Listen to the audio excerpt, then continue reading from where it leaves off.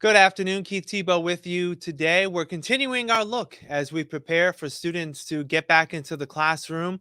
For most of the students in Fall River, that's going to be taking place next week. We're going to be now talking with Robert Beatty. He is the executive director at the Atlantis Charter School, who we've spoken to before. Mr. Beatty, how are you?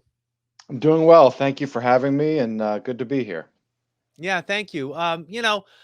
Let's just go back a little bit and let me just ask you the first question. How is the school preparing for the new year in terms of, getting everyone back? Everyone will be back in the building and, alleviating any concerns that may be there in terms of, COVID-19.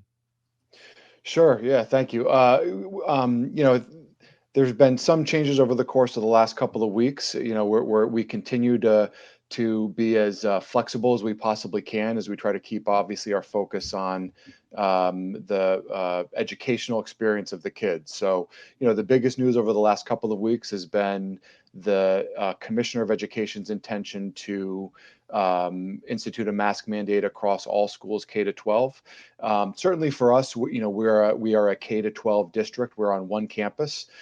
This is not, we are not in a case where we have one high school that has a certain age kids and then a separate elementary school somewhere else. That mandate will help just sort of level the playing field and make sure that everyone's on the same page moving forward, and that hopefully we can focus on bringing kids back in and getting everybody in the building and trying to make up, in some cases for lost time. Certainly there were a number of kids that even though we were back in person, we invited everybody back at the end of last year. There are kids that have not been in school since the pandemic started, and we're eager to welcome them back in a safe environment. Certainly we've kept up on all of the health mitigation strategies. We have plans going forward for how to deal with COVID. As everybody knows, it seems like we're seeing some cases increase in the area, and schools are working hard to manage that as best we can. And actually, as we speak, our staff is in a week of preparation to get themselves ready to open up back up for everybody on Monday. So you're actually starting on Monday. That's the 30th of August, correct? That'll be the start date That's for right. Atlantis. Okay. That's right. Yes. Let me just ask you, what's the reaction and the communication been like? I know this has been ongoing between the school and parents, but what are you hearing from parents? Specifically maybe around the issue of masks and any concerns they may have as we begin the new year. Sure. Yeah. Look, it's across the board, as I think any organization finds. I mean, we have a number of parents, particularly among younger kids who have not been eligible for a vaccine yet, that were concerned coming back into the school year, and the state's mask mandate alleviates a lot of that concern. We certainly see concern on the other end of the spectrum, also people that feel that either it's unnecessary or unhappy with mask mandates. We've largely stayed out of the political/cultural debate around that. I think our focus is just on focusing on the education of kids, and where we are right now is that the commissioner seems likely to institute this mask mandate. There will still be opportunities for kids to take breaks outside and to take those masks off now and then. Really at the end of the day, we see it as a small non-educational issue, right? I mean, I think that it is what it is, and regardless of what the guidance is from the state, we're going to focus on educating kids. We're going to focus on, again, as I said earlier, making up for lost time. We know that there are going to be a number of issues that kids come to us this year that they're going to need additional help on, and that really remains our focus. You have a relatively new facility there, obviously, in the south end near the off the Watuppa Pond, there in South Watuppa Pond. What were you had, as you mentioned, a lot of the students did come back toward the end of last year, toward the end of April and May, I believe. Students were welcomed back in. Again, you mentioned not all of them. So what did you learn in terms of dealing with that larger number of students that maybe will help you as you start the new year? Sure. Well, probably the biggest development over the course of the last 6 months for us is we had early on in the pandemic, like all schools, like all public schools, we received a large amount of emergency funding for schools, and so we purchased at the time personal protective equipment, cleaning supplies, upgraded our HVAC system, even though it was essentially a brand new system. What we weren't sure of at the time was what was going to happen with the requirement to space kids, either 3 or 6 feet Mm. apart. And as we came back last spring, we were accommodating a 3 foot spacing, 6 feet in some cases. And so the project that we're in the middle of now is actually adding about 20,000 square feet of additional classroom space to the school. And this had a short term and a long term impact for us. The short term was, we have a very efficiently designed building, and at one point, that was a necessity. But we had limited resources to build a new facility, and it became a liability for us. We could not space kids even 3 feet apart when that requirement came in last year, and we wound up renting some additional space downtown to be able to accommodate some of our high school kids. So we initiated this project in the event that we would ever have to space kids out again. And then the longer term purpose for the project was, we saw last year kids coming back, again, as I alluded to before, with really a variety of needs, whether it was social and emotional support for kids who really struggled emotionally over the course of being home, remote learning, academic support. So we knew that long term we needed additional classroom space to attend to those needs. We have class sizes that can range from 23, 24 kids to 28, 29 kids. And if you have kids coming back at all levels of ability, it's really difficult to attend to all of that in one classroom, even if there are 4 or 5 teachers in that classroom trying to get around to all the students. So the thing that we learned is that that we needed additional space, and we needed ways to attend to all the needs of kids who are coming back. So we're excited for that project. It's still underway. It's a modular construction project, so we intend to have that completed over the course of the next couple of months. But it's an exciting prospect for the school. Now, it's not going to impact, the start of school this year. You had mentioned that you had some of the high school students downtown. That's not going to be the case to start the year. Everyone will be back next week. Everyone will be back next week, and so we've got the mitigation measures that you would anticipate, right? So we're doing our best to stagger times where kids are moving through common areas together. We're going to take advantage of outdoor space as much as we can. We have the benefit of a 40-acre campus, so as much as our kids can be outside, we'll certainly take advantage of that opportunity. Certainly over the first couple of months of the school year when the weather's still nice. And we'll go back to the hygiene protocols and just generally trying to be conscious and considerate of other people given the circumstances in the world and in our area. But for the first few months of school, everyone will be back. We do not have a spacing requirement for this school year, so everyone will be back in the building. And as that additional classroom space opens up, that'll open up again just more opportunities to be able to expand programming that we're offering for kids. Yeah. So, what does enrollment look like for the new year? How do the numbers look? They look good. They look good.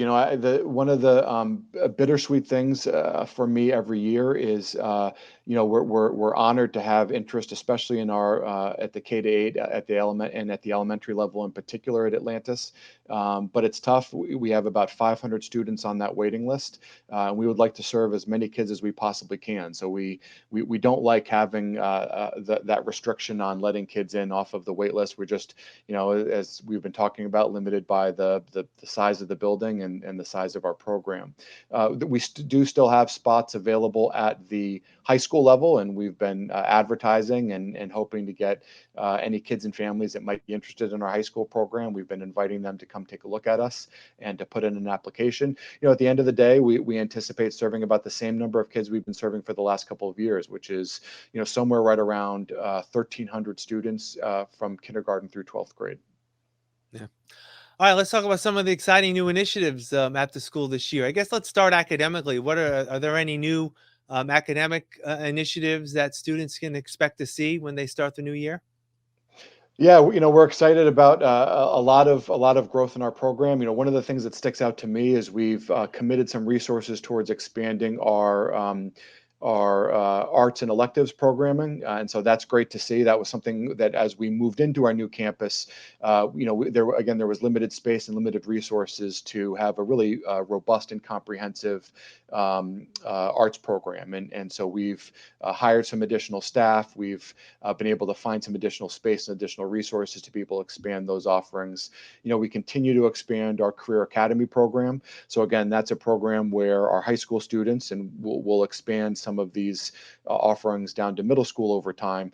But in particular, our high school students, just in the first year of high school, get access to or exposure to a number of career pathways. And these aren't narrowly focused. These are broad career pathways that kids might have an interest in as they leave high school. And then as they progress in their high school year, they have an opportunity to specialize in one of those pathways. And it's a great opportunity for kids to be able to get a sense of what they might like to do, so they're not going into college, or certainly hopefully going into graduate school or a career, without a real picture of what some of those career pathways might be. And one of the biggest mistakes that we hope to help kids avoid is committing their time and especially their financial resources towards going down a path in college that they ultimately might not want to do. So we're really excited about the expansion of our Career Academy program to be able to give kids some of those experiences in high school to kind of inform what they might want to do later on in life. And how important is it to have, with everyone back, to have some sort of a normal extracurricular programs for students, some of those social enrichment opportunities for students in sports as well for the new year? Yeah, it's really important, right? I mean, all schools should be focused on academics, but in many cases, just as important is that, social and emotional aspect to schooling and to kids being around their peers and building relationships with adults that they can trust, whether that's in the classroom or across extracurricular activities with coaches and other support staff. So we're really excited to start that up again. We put our baseball field into commission last spring, and had a great spring season for our baseball players. That was really great to see. As we wrap up the addition of our classroom space project, our additional classroom space project, we'll turn towards the development of our softball field on the school's campus. So excited to see that for kids as well. And really, as we get through the spring, and hopefully as we see a mitigation of some of the COVID concerns heading into the school year, we hope to just expand more and more extracurricular activities, get back into school dances and other kinds of, even if it's outdoor, just broad sort of like social community building activities for our kids and for our community. How excited are people to get back to somewhat of a normal schedule? I'm sure you and teachers are. Obviously there's a lot of questions, but there's a lot of excitement as well. So are you hearing that from your staff and some of your students that you've been interacting with? Yeah, for sure. As I said, we're in a week of professional development right now, preparing for the school year, and I got a chance to talk to a couple of folks, and there was really a positive vibe and a lot of excitement around, to some degree, hopefully getting back to normal, getting everybody back in the building, and starting to build more of the kind of quote unquote normal educational experiences that kids missed out on in some cases for quite a while now. And so there is a lot of excitement around that. There's a lot of excitement around among our parents that, I've spoken to a handful around getting back to normal, and even for some of our parents and for me personally, just getting kids back into school, and beginning to alleviate some of the disruption to family work life, right? I'm a parent of three young kids, and it was tough on me over the course of the last 18 months, and my wife, to balance work and restrictions on schooling. And I've talked to some of our parents about sort of similar feelings, right, of being able to get kids back onto a regular schedule, having less of a disruption for parents that need to go to work. So people are really excited, eager in some cases to get back to life as normal as much as we hopefully can. All right, Robert Beatty, the executive director of the Atlantis Charter School. As always, thank you for joining us. Have a great kickoff to the new year, and I'm sure we'll catch up maybe halfway through the year to see how things are going at the school. I appreciate your time. Thank you very much. Thanks again for having me. All right. And thank you for joining us here on FRC Media. I'm Keith Tebow. Have a great rest of your day.